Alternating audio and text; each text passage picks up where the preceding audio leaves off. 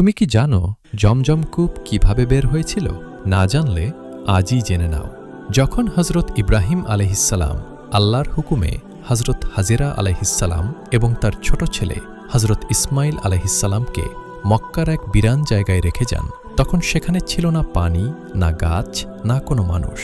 হাজেরা আলাইহিসসালামের কাছে ছিল শুধু একটু পানি আর সামান্য খাবার।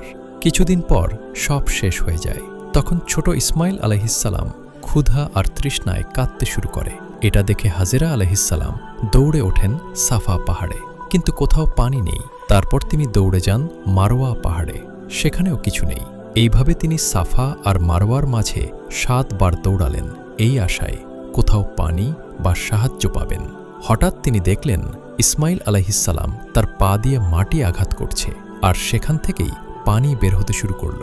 হাজেরা আলাইহিসসালাম দৌড়ে গিয়ে বললেন, জমজম, থামো থামো, যেন পানি নষ্ট না হয়। এইভাবেই জন্ম নেয় জমজম কূপ। আল্লাহ সেই পানিতে এত বরকত দিয়েছেন যে আজ পর্যন্ত তা কখনো শুকায়নি। রসুল সাল্লাল্লাহু আলাইহি ওয়াসাল্লাম বলেছেন, জমজমের পানি যে নিয়তে পান করা হয় সেই নিয়ত পূরণ হয়।